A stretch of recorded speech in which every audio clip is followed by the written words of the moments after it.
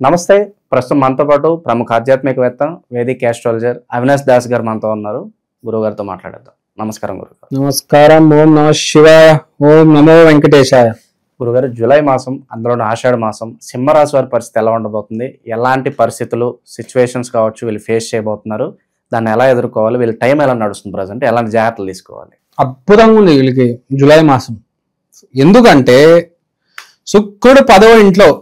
మీ girl friend వల్ల మీకు పేరు రాబోతుంది, మీ భార్య వల్ల మీకు పేరు రాబోతుంది, మీరు చేసే లగ్జరీ వల్ల మీకు పేరు రాబోతుంది. ఇప్పుడు నేనే ఉన్నా, ఫర్ ఎగ్జాంపుల్ నాకు గర్ల్ ఫ్రెండ్ ఉందనుకుందాం, నా గర్ల్ ఫ్రెండ్ వల్ల నాకు పేరు వస్తుంది. మీకు గర్ల్ ఫ్రెండ్ ఉందనుకుందాం, మీ గర్ల్ ఫ్రెండ్ వల్ల మీకు పేరు వస్తుంది.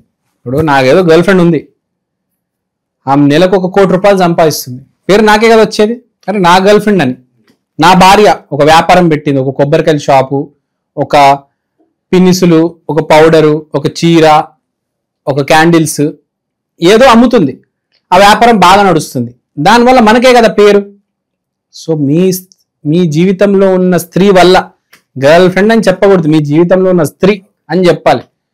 మీ జీవితంలో ఉన్న స్త్రీ వల్ల మీకు పేరు రాబోతుంది, ఎస్పెషల్లీ మగవాళ్ళకి.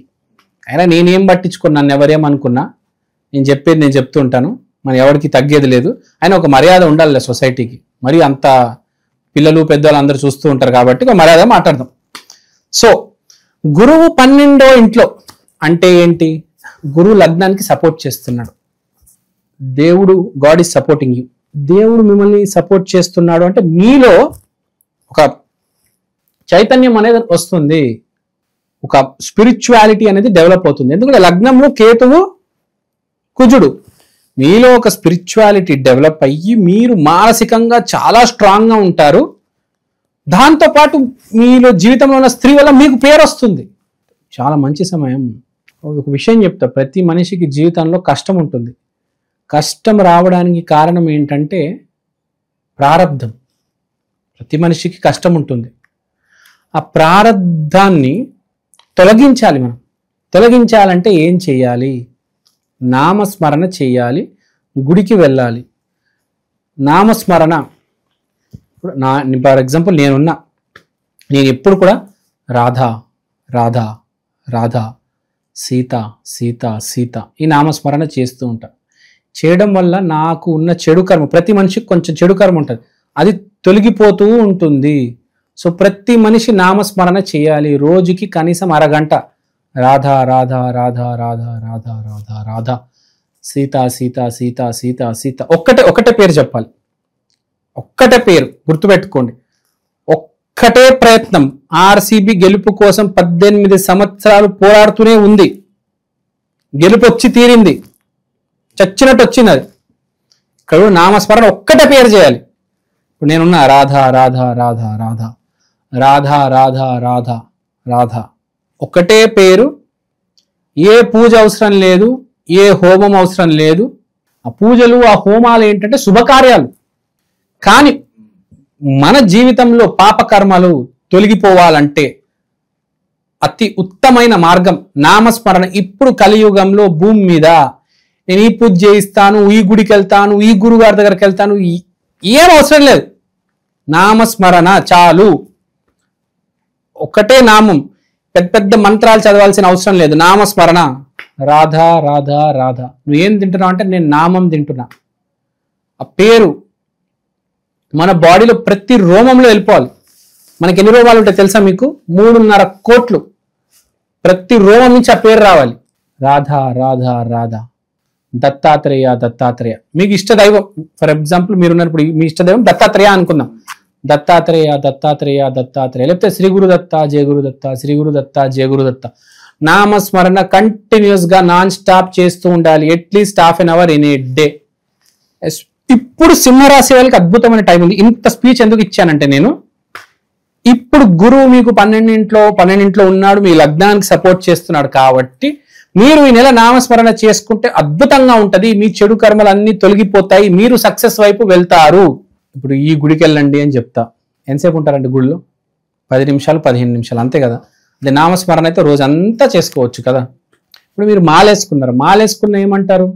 ఆ మాలతో నామస్మరణ ఉండాలి మనకు కదా. దాన్ని కౌంట్ చేసుకుంటూ నామస్మరణ చేయాలి. నామస్మరణ మోస్ట్ ఇంపార్టెంట్. ఈ రోజులో ఏది పనిచేయదు.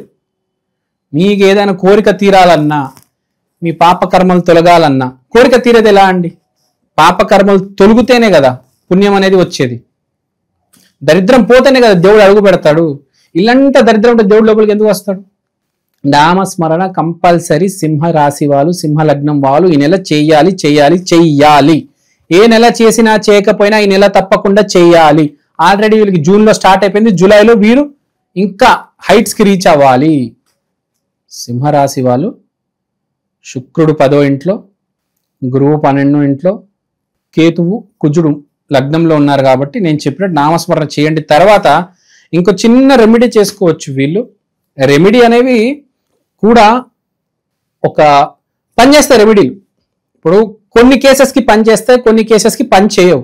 ఇప్పుడు ఫర్ ఎగ్జాంపుల్ దశరథ మహారాజు పిల్లలు పుట్టడం కోసం చిన్న రెమెడీ చేసుకున్నారు.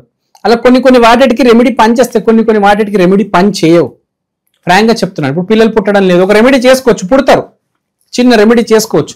ఇప్పుడు మన పోయే కాలంలో ఏమనేటాలంటే వాడిని దత్తత తీసుకొచ్చాము 3 సంవత్సరాలు అయ్యాక అప్పుడు మాకు పుట్టారు అని చెప్పేవారు లేడీస్. అంటే పిల్లలు పుట్టట్లేదంటే ఒక రెమెడీ ఉంటుంది.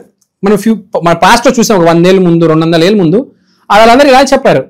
పిల్లలు పుట్టడం లేదంటే ఒకరిని తీసుకొచ్చి వాడిని చేరదీస్తే ఒక 3 సంవత్సరాలకు 4 సంవత్సరాలకు పిల్లలు పుడతారు కదా. సో ఒక రెమెడీ. సో ప్రతిదానికి రెమెడీ ఉంటుంది. ఆ రెమెడీ కూడా మనం అక్కడ దాకా దాన్ని అర్థం చేసుకొని సరైన రెమెడీ మనకు దొరకాలి కదా. దానికి నామస్మరణ ముందు చేయాలి. ఈ నామస్మరణ చేస్తే పాపం తొలగిపోతే అప్పుడు చిన్న రెమెడీ చేసుకుంటే అప్పుడు పుణ్యం అనేది మొదలవుతుంది. అంతే కదా. నామస్మరణ చేస్తే ఒక ఐడియా వస్తుంది, ఒకటి దత్తత తీసుకో, తర్వాత మనకి పిల్లలు పుడతారు. బేసిక్గా అర్థమైందా మీకు? లాజిక్ స్టార్ట్ అయింది దేంతో? నామస్మరణతో. నామస్మరణ చెయ్యాలి. రాధా రాధా రాధా రాధా రాధా, కృష్ణ కృష్ణ కృష్ణ కృష్ణ కృష్ణ కృష్ణ. నామస్మరణ లేనిదే జీవితం లేదు. ఎవరిని నమ్మాల్సిన అవసరం లేదు. ఈ రోజుల్లో గురువులందరూ దొంగలే ఉన్నారు 99%. కాబట్టి ఎవరు నమ్మాల్సిన అవసరం లేదు. 1% మంచోళ్ళు ఉన్నారు, కాదని చెప్పట్లేదు. అందరికన్నా గొప్పవాడు దేవుడు. ఆ దేవుడిని నమ్మండి, ఆ దైవ నామస్మరణ చేయండి, చాలు. చాలా బాగుంది.